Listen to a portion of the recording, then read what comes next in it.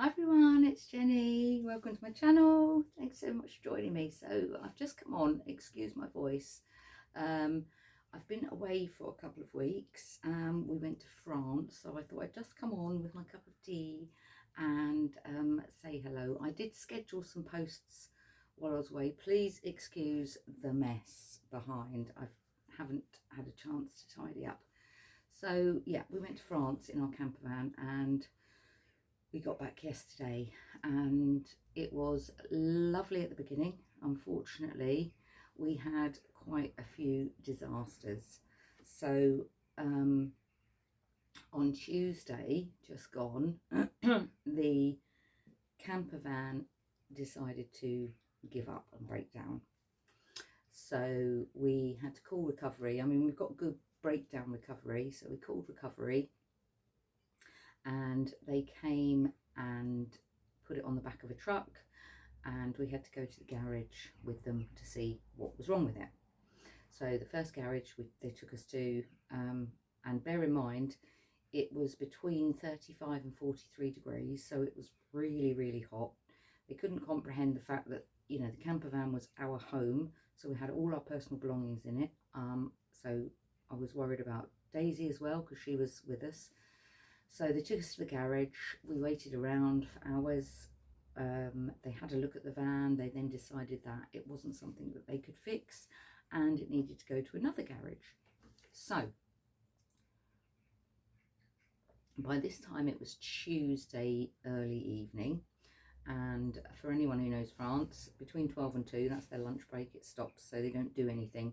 So they then decided that the new recovery truck wouldn't come until 11 o'clock in the morning.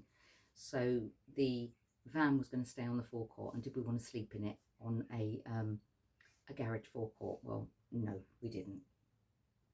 So we got a hotel which was within walking distance, and we slept and came back to the van for 11 o'clock, thinking that's when the recovery was coming, because that's what we'd been told. By 11:45, no one had turned up, and again it was probably 35 degrees. I put Daisy in the van, opened all the windows and the doors, and we were just sat there waiting. So I phoned up and said, you know, were they coming? And we were told, no, you shouldn't have been told it was 11 o'clock. We weren't coming until after 2, after lunch break. So everything was recorded. So I know that they told me 11 o'clock. So we waited until 2.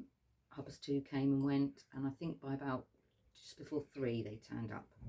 So they loaded it onto the back of another recovery truck. We got in that recovery truck and we went another 45 minutes to another town, to another garage. So we got there, let's say 4 o'clock.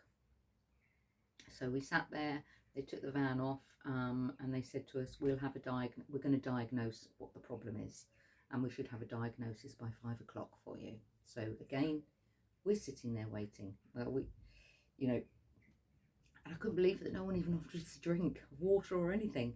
Anyway, we waited. I think 6:30 we were waiting till, and we got a diagnosis and were told that the engine is kaput.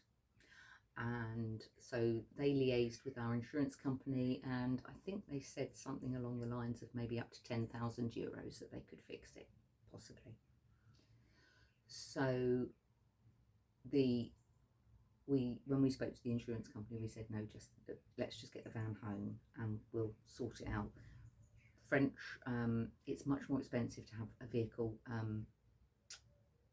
repaired in France than it is in this country. So, and with the engine kaput, you know, it's a major thing. So phoned the insurance company back again, and they said that they were arranging a hotel for us for that night, and they would send a taxi to pick us up. By this time the garage closed, and they locked the van up because it's on their premises. They wanted the keys. So we had a couple of bags with us for a change of clothes, the dog, and we are sat on the grass verge of this garage waiting for this taxi.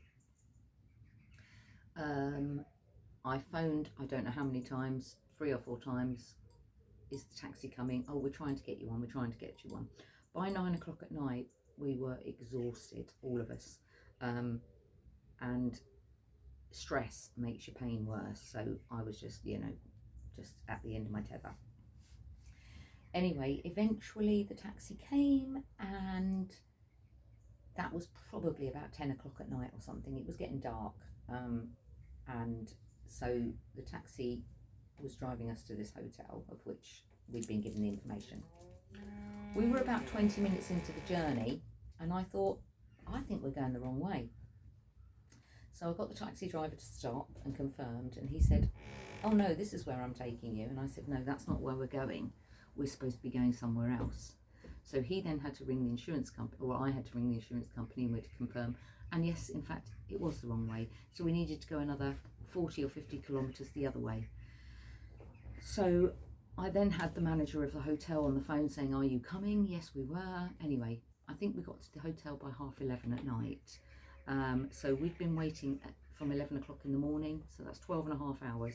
We'd not had anything to eat, much to drink. Daisy had had her dinner. I got her food with me and water. So when we booked into the hotel, it's 11:30. We had to go and find something to eat because the hotel was closed. It was only the sort of security man that was waiting up for us to give us our key. So we found ourselves at midnight sitting eating these tacos at midnight. Anyway, we then went to bed. I think we probably both of us slept for about 4 hours, that's all, because your mind is just worrying about what you're going to do. By this point, we know the engine, we're not going to get the vehicle home. They're going to have to repatriate the vehicle home. So we just want to come home. Then trying to find a ferry and change our tickets, etc. I have to say, P&O cruises were amazing. For anyone that doesn't know, we were going from Calais to Dover, and dogs are not allowed as foot passengers. And of course, we were going to be foot passengers. So we then had to decide what we could carry of our personal belongings and leave everything else in the van. They gave a special authorization from the supervisor at Calais that we would be allowed to take Daisy with us as a foot passenger, but she had to be in a crate. So we had to go off and buy a couple of hold-all bags, because you just put everything in your cupboards when you're in your camper van. You don't have suitcases and things like that. So we went and got a carrier so she could go in that. And a really good friend of ours came and picked us up the other end, because they couldn't supply us with a hire car because they said it was too late at night. And we since found out they should have given us a car. On our policy, we thought we had like for like, but obviously that wasn't the case.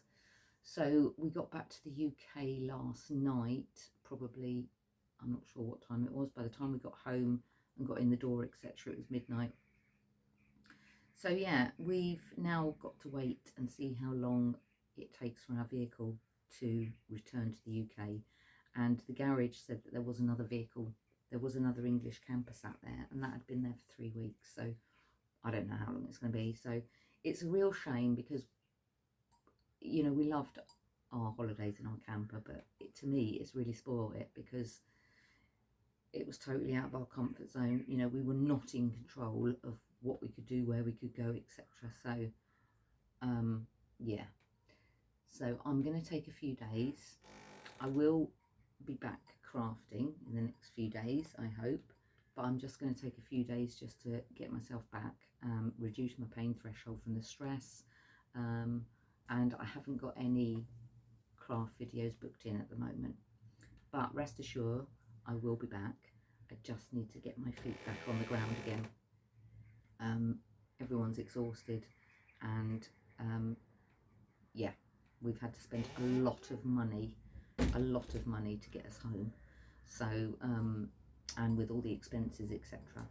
So yeah, that's the news on that, really. I'm sorry about the creakiness of the door. I've got the door open in the craft room, and there is a tiny bit of wind. But it is much cooler at home, and it is so nice to have a bit of breeze, because we didn't have any out there whatsoever. So yeah, I think the door might slam in a minute. That'll be it. No? Okay. So I hope everyone is well, and very soon I will be back. I need to have a good old tidy up of what's going on here in the craft room, and I've got quite a few bits and pieces to catch up on.